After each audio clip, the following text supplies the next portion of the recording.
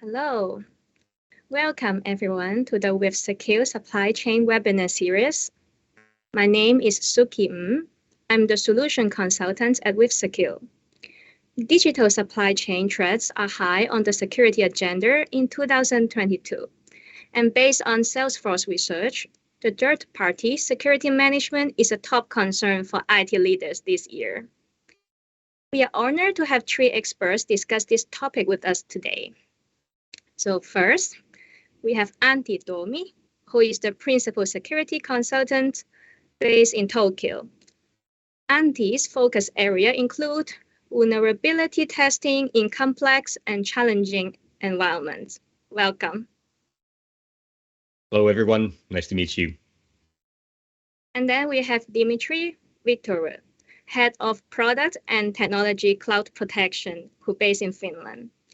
He held different roles in R&D, product management, and technology office, and is currently leading the product development of cloud protection for Salesforce. So everyone call him Dima. Welcome, Dima. Yeah, thank you, Suki. Hello, everyone. And then we have Bangga Bayani, who is the Salesforce technical lead, who based in Malaysia. Bangga is a skilled Salesforce developer and consultant with multiple projects developed for customers around US, UK, and the APAC region. Welcome. Thank you, Suki. Nice to meet everyone. So in this webinar, our experts draw on decades of experience working with Salesforce environments to insight on securing your Salesforce third-party integrations against supply chain threats. In the following, we are going to discuss a few questions related to the security of third-party integration in Salesforce. There will be some related polls for all the audience to participate in, so we can also explore the results together. If you have any questions during the presentation, please type them down in the question box. I will bring them up in the end of the presentation, and we will try to go through as many questions as possible. All right. Let's begin with the first poll and questions. We will discuss the question first and see the poll result right after each question.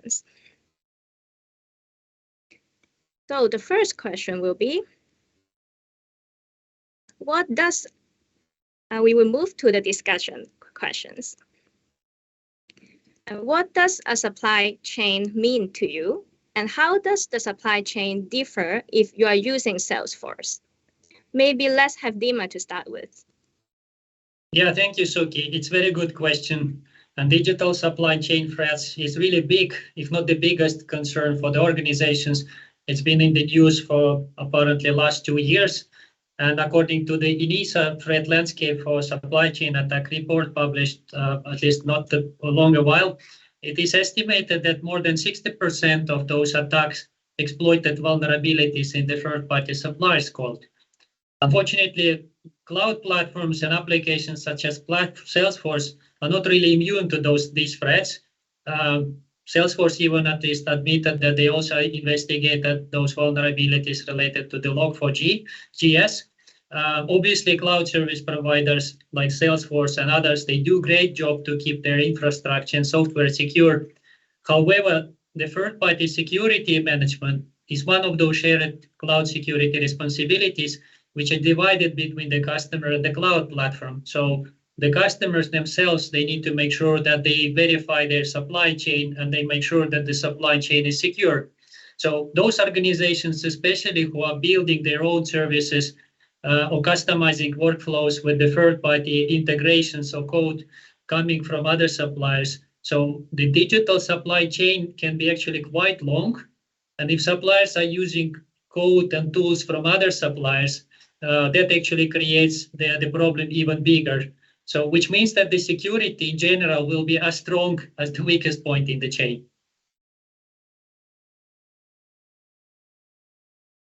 Right, so Bangga, do you agree with what Dima said and what the Antti think about it as well? Yeah, I totally agree with Dima. When you think about the supply chain, it actually is a chain of different organizations integrating together. because as we see, or when we talk about Salesforce platform specifically, we cannot invent or reinvent or develop any everything. There are a lot of in market. There are a lot of best in market tools to do some good automation for certain functionalities. Let's say, for example, if you want some professional services application, that there are different vendors providing you PSA and making your life easier, right? So some of the other places we become dependent on these third-party applications, which is good. They are helping us. But when we think about our own security and when we are thinking about any of these third-party applications, the first question in your mind should be, is the vendor trusted? In terms of security, in terms of their product over there. So when you think in that way, definitely you should think about checking about their reviews, checking about their security reports about their product, how they are caring about their product. So these all things definitely matter in like a third party integrations with Salesforce. Yeah.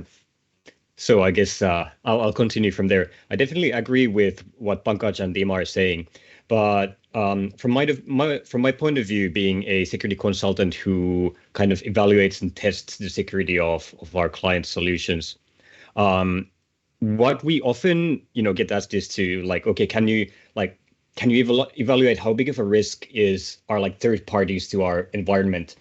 But usually, basically, based on the security assessments that we do for our clients, in many cases, they kind of forget that they are also part of the supply chain themselves. So before starting to wonder, like, okay, what about these like third-party applications? How secure are they? A lot of our clients might not have like thoroughly performed the security testing for their environment first. So that's usually where I would, recommend starting from, because you are also part of the supply chain yourself. And even if you don't consider yourself like kind of part of the supply chain in the traditional sense, you should also think about the fact that towards your clients, your customers, you are handling their data, you're processing their data, and so on. So from their point of view, you are also part of the supply chain, and it would be not very good for you to be the weakest link. So as with any other system and any other supply chain, start with securing what you can control, and then after that, I would definitely get into the kind of the vendor security maturity and vendor assessment type of areas to make sure that everything, all the partners, all the applications that you use or integrate with your environment are secure. Great. Thanks for the answer. So let's see the poll results. Let's check how many third-party integrations usually audience has connected to the Salesforce. Right.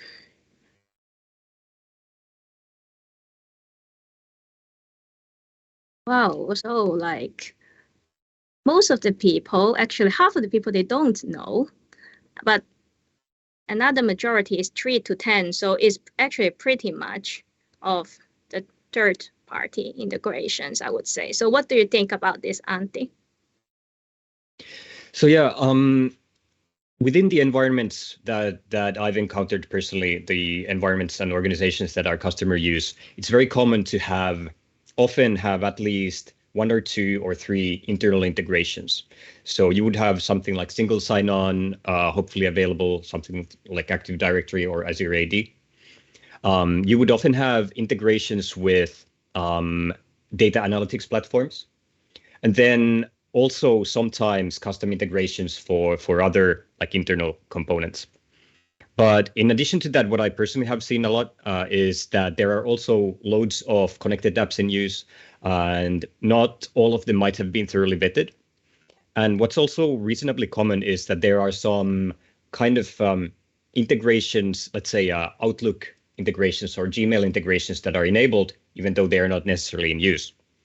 And one of the things that we do recommend for most of our clients is to at least be aware of what integrations you are using, what are enabled, and try to kind of minimize the attack surface by at least disabling or removing the ones that you are not actively using, because that helps kind of narrow down the supply chain a bit, like the areas through which you could be attacked.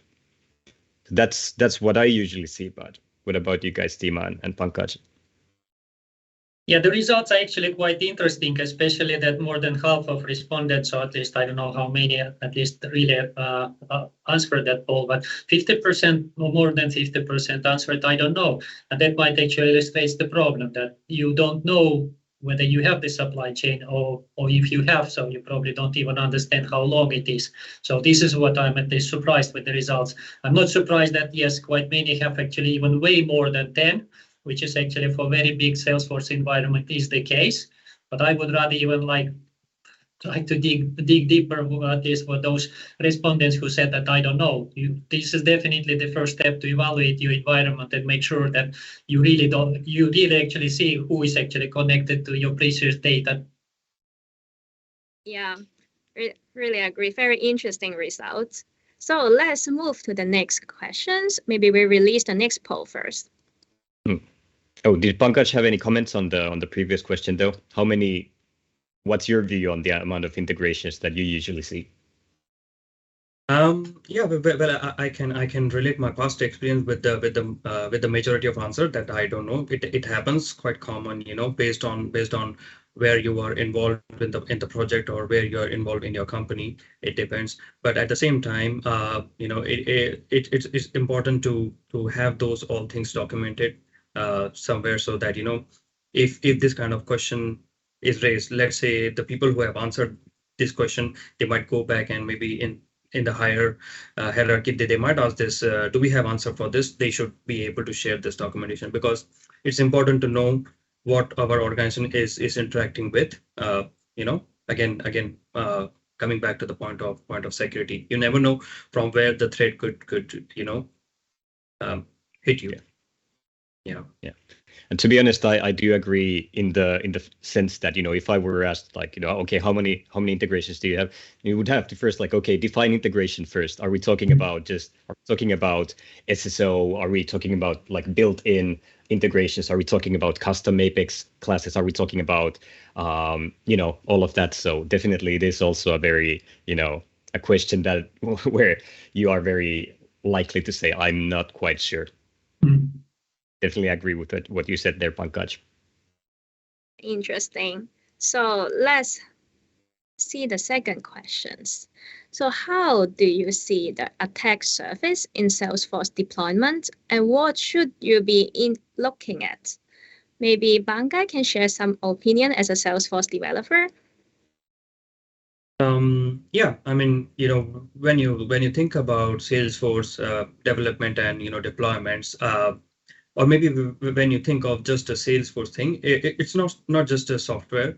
It is a platform that you are building your automation on. You are building your organization's different business processes on, and definitely most of the organization, they have their important data inside Salesforce. So when we say it's a platform, it becomes your responsibility to develop, but at the same time to develop securely.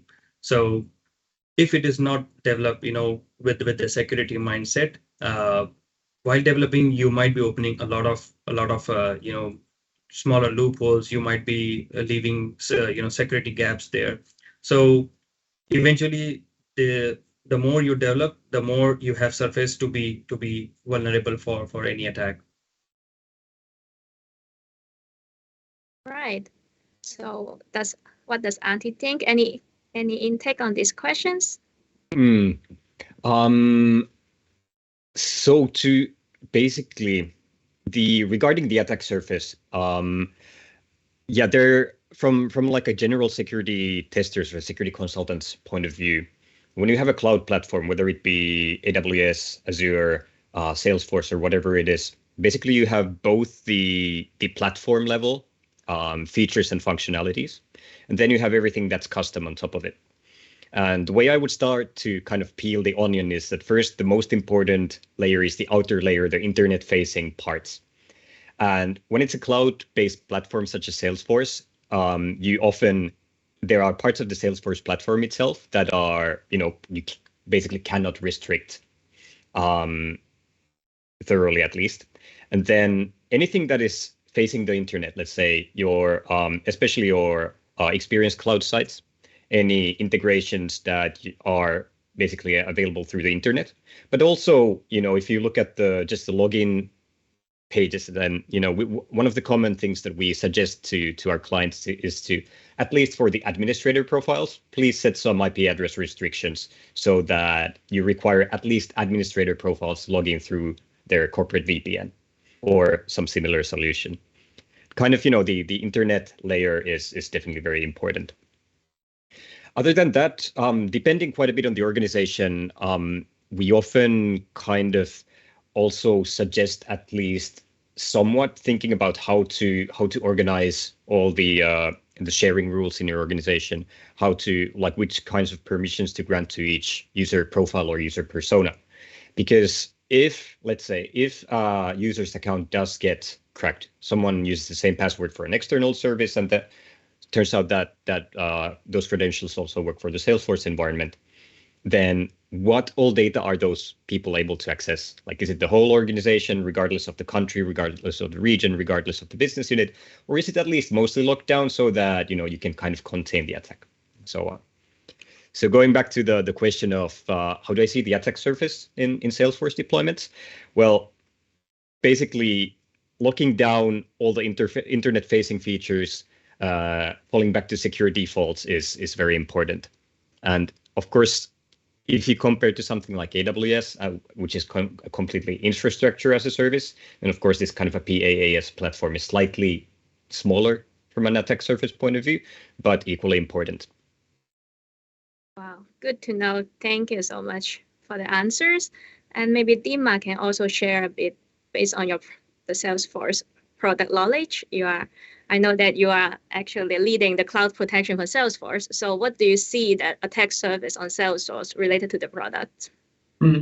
Yeah, I want to at least reflect on what Antti actually said on reflecting on the poll results. So it's indeed like you need to be clear about what integrations you mean on the supply chain. But this is also a tricky part, because even if you use the built-in features in the Salesforce platform, you are still probably taking some third-party components.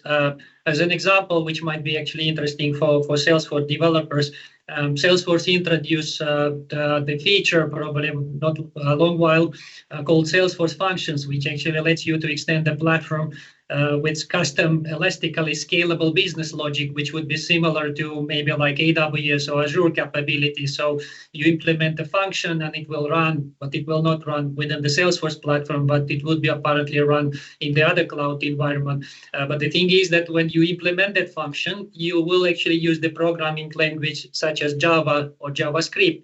And then you will inherently take the third-party components, which will be coming probably as an open source components or maybe as a proprietary software. And this is actually, again, your supply chain. So you will be taking software components from somebody else. And again, as was seen with the SolarWinds and Log4j hacks, the adversary might attack you through the compromised organization, which is basically supplying these components for your specific custom integration.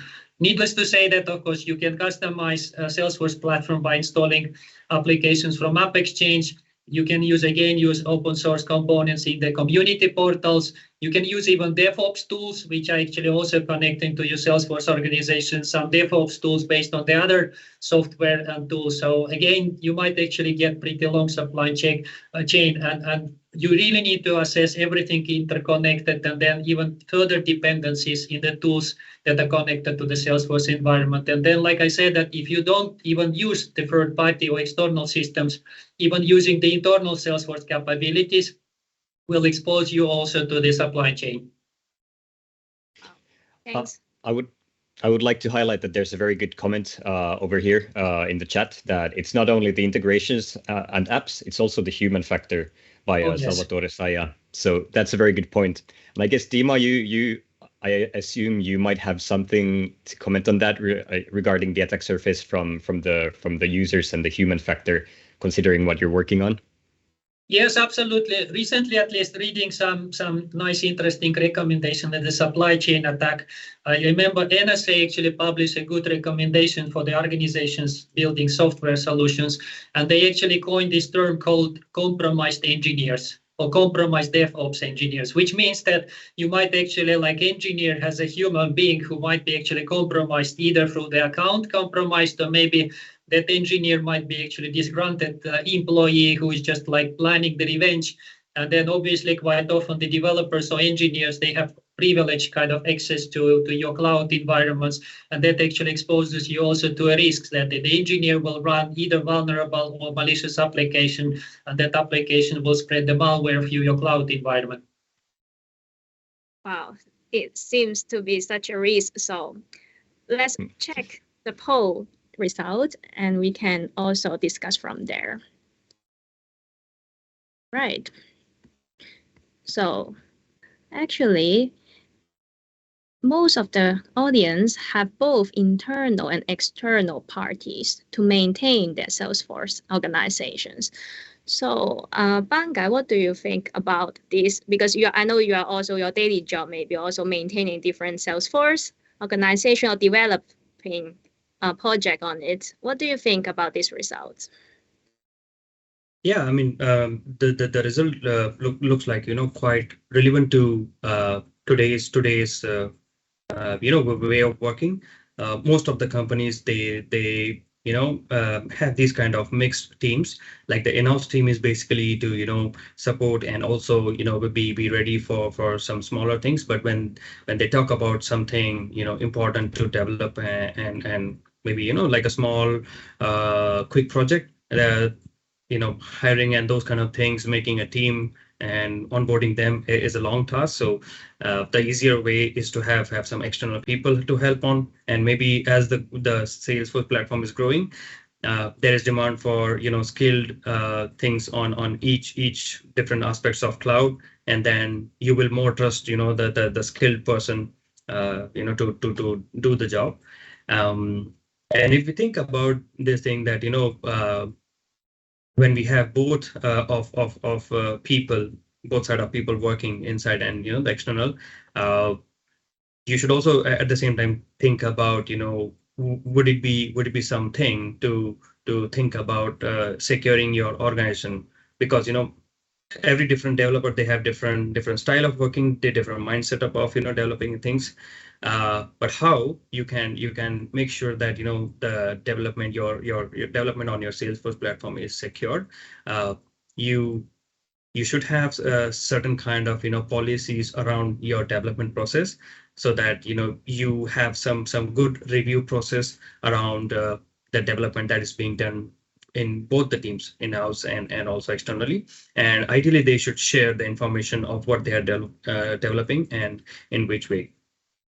Why I am saying this is basically this is from the real life experiences around when we start developing certain things, and importantly, as Antti mentioned, when our platform is talking externally on the internet, when we have public sites, and when we develop something custom there are high chances that we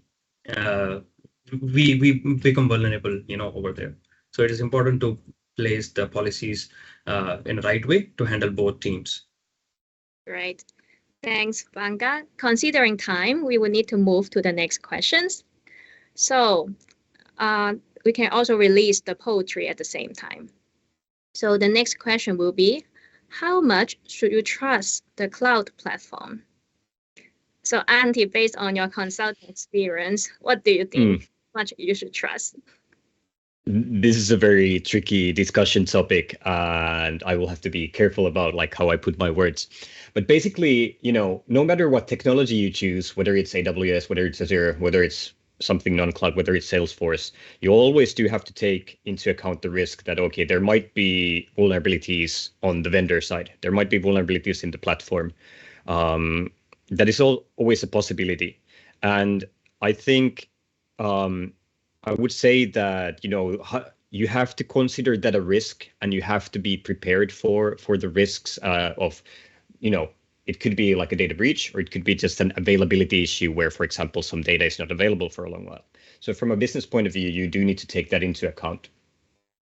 However, at the same time, there are lots and lots of eyes on these public platforms and cloud platforms, and they're often getting better and better at making sure the platforms and the features are secure. So personally, based on, to be honest, when we assess our clients' environments, it's way more common to find simple misconfigurations in the client organizations or implementation flaws in customized features than it is to find a huge vulnerability in affecting the platform. And often if a huge vulnerability is found and published, then it will usually make big news. So also making sure that you do follow the security news and react to any issues that arise is important. But from let's say from mid-size enterprise point of view, I would basically maybe more be worried about my own organization and the settings and the users and the developers and the security maturity of vendors and security maturity of everyone than maybe the platform itself. It's a very political answer, but I hope you catch my drift. Thank you. What about you, Banka? What is your opinion on it? Yeah, well, the cloud is future, or already it has become the present. So along with the thinking about should you trust the cloud, it's also need of the hour. So yeah, I mean trust could have different definitions there, but definitely if you trust and go ahead, there are also a lot of different things that the cloud platform providers, they will provide you to give you information about the platform. Like for example, if we talk specifically for Salesforce, there are quite a few built-in tools to analyze your security aspects. For example, if you have external website, there would be portal health checks in your security, inside your setup in your Salesforce environment. There are also a few good features like Salesforce Optimizer.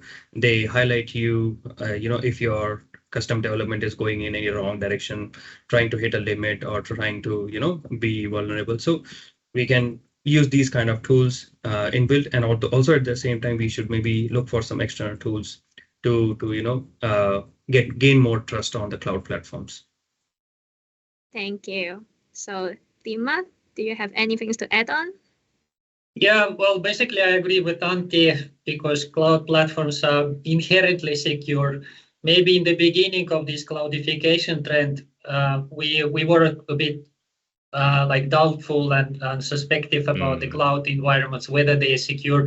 But we are actually like living and using clouds like already for many years. So, and cloud providers, of course, they invest a lot of like money, resources, and efforts to protect their infrastructure, underlying operating system. Even if you are using cloud platforms like AWS, Azure, most likely you are leaning towards the managed services. So you are not basically dealing with the virtual machines where you need to patch your operating system or runtimes or applications. So that way, I would say that, yeah, you can trust the cloud platforms, but nevertheless, maybe repeating myself, that the cloud security is actually shared responsibility. So certain areas, they actually are responsibility of the customer, and the cloud provider can't unfortunately help you with that. So basically, you as a customer using any cloud platform, Salesforce, AWS, Azure, so you are fully or partially responsible, at least for the entity management, access control, configuration, which is like Antti said, that yeah, the platform might be as secure as it's configured.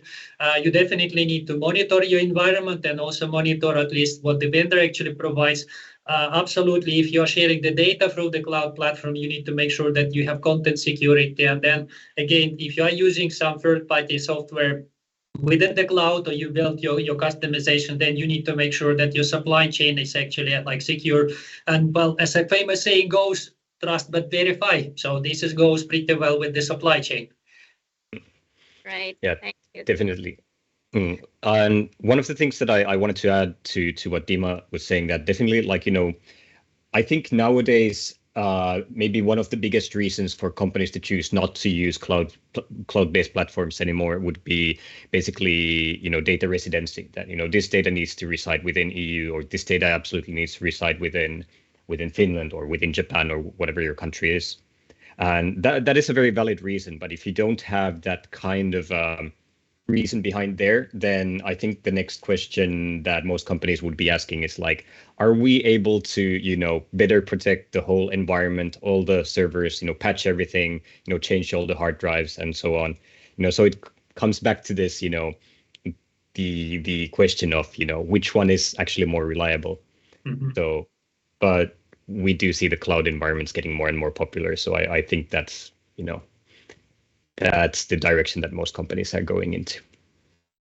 Thank you. It's interesting to know the shared responsibility and the end user actually do need to like protect their own environment related to the content and stuff. All right, so let's check the poll results. Okay. Wow, so basically more than 80% of the audience thinks their data, the security of the data in the Salesforce are business critical. Of course, when Salesforce is a CRM and also many business process, many things go to Salesforce. So what do you think about it, Dima? Yeah, I'm not surprised, and actually it's a good responses. So that yes, indeed, Salesforce as a CRM or maybe as a part of like the business is business critical, and definitely you need to protect that and put all efforts to secure like supply chain, the data, and then any connections to or from Salesforce. So it's good to see that at least most respondents actually treat it as very important or business critical. So it's actually a top priority for IT and then CISO professionals. Right. All right, time flies. So let's move to our last poll and discussion topic. And again, thank you for all the audience being so active in the poll. I think we can explore so many together, see how, like everyone think, and we can further discuss on the Q&A later. All right, the next discussion question will be, which security problems do you see Salesforce team struggle with? So Andy, any comment on this? Actually, I would like to pass the ball to Pankaj first, being a Salesforce developer. Like what are the things that you have found hard from a security point of view, from your point of view? All right, yeah. At least when we talk about security, inside Salesforce, the core, it boils down to the data access, right? So most of the problem that we see, or that we not usually see, but we get reported for is like, so somebody's having wrong data access, like more data access, or so somebody did already, modified the records, which they are not supposed to. And then, that hampers the business somewhere. So data access is, I would say, the real struggle where we don't see it in the initial points because we are, in the project we are developing something, we are not interacting with the data, or we don't have live data. It happens when the users are there and using it, and then we see the problem. So my only advice here will be to make the foundation very strong and try to follow the best practices from Salesforce. For example, they say, think about the data access for a most restrictive person in your org, and then design accordingly, because there are many avenues to open up the access, but you should close, you should have the funnel close at the starting point. I want to piggyback on that one, and a lot of the client organizations that we review from a security point of view and do consulting on, there are some ones that are fairly new and are fairly like well maintained and are not spiraling out of control. But on the other hand, there are very many organizations that have been using Salesforce for over 10 years, 15 years, and so on. And first of all, it was supposed to be like, for one region, and then other regions also wanted in, and other business units and other companies, and then they've had mergers and demergers and everything. And at some point, they just realized that we have something that was supposed to be a proof of concept, but is now, basically snowballed into this huge thing that, that all of our data is in.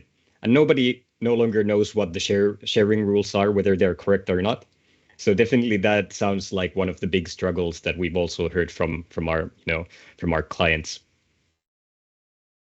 And from also to add to that, like personally, one of the other things that a lot of our clients contact us about is because the platform is also evolving. There's a lot of features, so making sure that with our current configuration, are we actually secure? And considering that, are there some things that we have not taken properly into account? So just being aware of all the features and all the settings and their effect and so on is also one of the things that we often see some of our clients struggle with, unless you have a very dedicated and big enough internal development team for Salesforce. Good to know. Thank you, Antti. So Dima, do you have anything you want to add? Yeah, maybe I will add a couple of points, what we hear from customers that we protect, and especially in the beginning when they actually find our solution, and we ask them about like top concerns they have, in addition to those problems that any Salesforce organization will encounter with configurations and probably over-pervasive privileges and all data they have.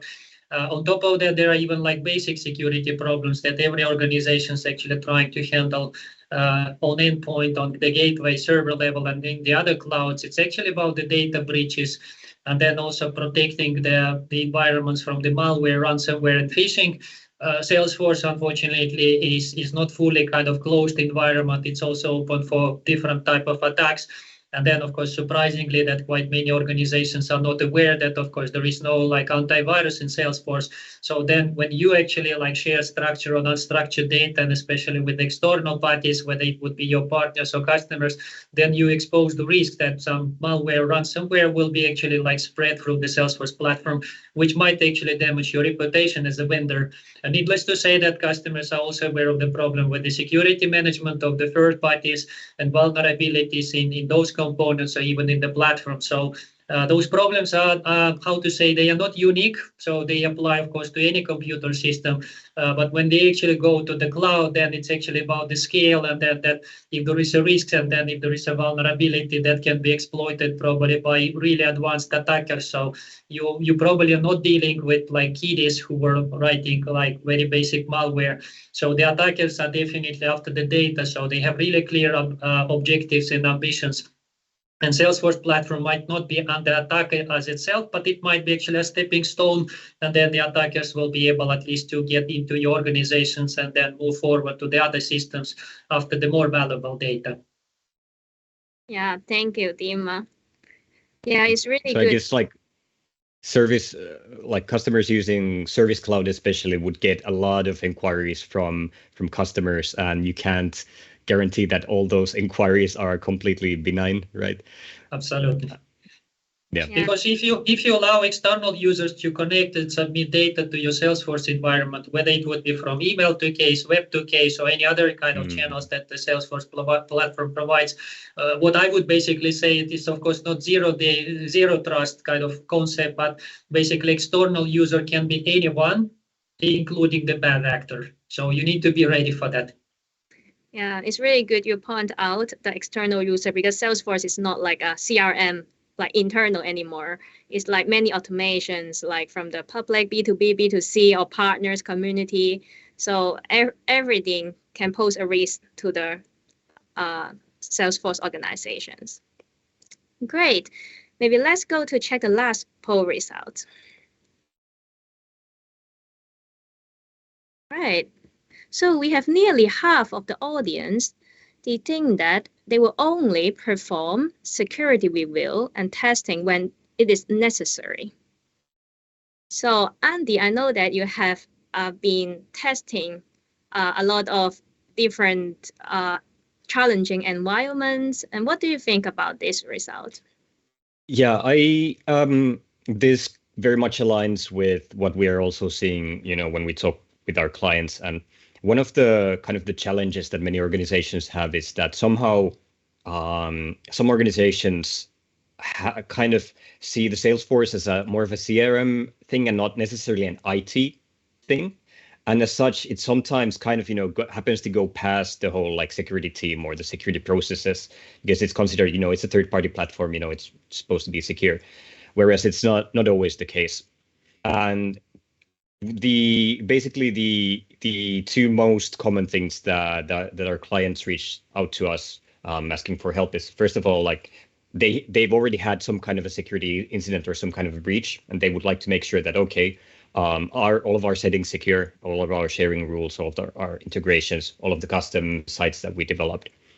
And the second part is helping them analyze all the release updates, changes to the platform, and make sure that the organization stays secure in the future as well.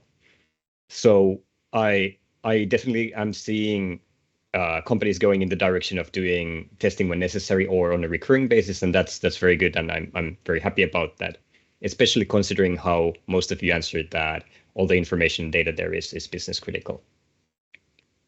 Right. Thank you, Antti. So let's move on to the Q&A sections. We have a couple of questions from our audience. So the first one will be, in the case of organization having many different integrations, how would you recommend managing user profile used in integrations? Can I start from a general perspective and then hand out to Pankaj for the details? Of course. Okay, so from a general perspective, what you would prefer to have is a dedicated kind of a machine account only for each integration. That way you're able to minimize the privileges and the data access for each integration. And also, if there happens to be some kind of a breach, then it will be very easy for you to just disable that one account or that one profile, or to investigate like which integration did this attack come from by looking at the logs. So that's the general idea. Pankaj, what about anything to add or details? Yeah, I mean, also on the same lines, the short answer would be to keep it separate. It might not be possible to keep, separate integration profiles for every integration, but you can come up with a common set of access depending on your business needs. But definitely keep it separate so that you have the control over, controlling the specific integrations to maybe like a switch button on and off. Yeah, I think the keeping it separate is important. We have also seen some challenges of not keeping it separate, and somehow it goes with some external access. The other thing also, what Antti said, kind of a machine access is also important to think from the perspective of recent Salesforce releases, which is MFA, multi-factor authentication, which is mandated for all human kind of interactions from the UI. But when it comes to integration, when it goes through API and those kind of things, Salesforce, I think they have some plans to not implement the MFA for those. So this will also help you going forward. Maybe it would be a mandate for you in future. Right, thanks for the sharing. We have a second question. So there are a lot of apps on App Exchange. How can we evaluate the risk of the app about cyber attack? So maybe Dima, you can comment on this when you are also developing an app in App Exchange. Yeah, absolutely. So as an ISV partner of Salesforce, we definitely built our own application for App Exchange. And based, of course, on our experience and also what we see in the App Exchange, of course, the first recommendation is, of course, to carefully consider what the application is. Because Salesforce, for example, at least defines applications as native if they are fully running within the Salesforce platform, so they don't have any integration with external systems. So if you see that the application is really native, then it's probably more secure than the other type of application. So in App Exchange, you can see also applications which are called connected apps, which might be a bit misleading term, but it basically means that the app itself might be running outside of the Salesforce platform, but that it might connect to Salesforce organizations, and then you would definitely need to consider how this integration would be allowed, which kind of user profile you would create for that. Then you might, of course, see different, even hybrid way of applications. Some might be half native, half connected app. And in any case, you also need to verify who is the vendor. Even you go to the way that during the procurement process, you might ask to to prove any kind of certifications, would it be ISO, SOC 2, NIST, so that you would also see that the vendor actually follows the best security practices. And definitely, of course, first start validating the application, the sandbox environment, ask your vendor which data the application accesses in the Salesforce or which data probably like sent out from the Salesforce environment, so that you would see like full picture how the data actually flows within your environment. Wow. So long story short, you have to take into account everything, and it's not very easy, is it? Very detailed considerations on plugging in an app, actually. All right, great. Considering the time, I think we are almost it. So thank you, everyone. We appreciate you being here and hope all of you get something useful from the webinar. Thanks again for joining us today, and we will see you next time. Thank you. Thank you, everybody. Thank you very much.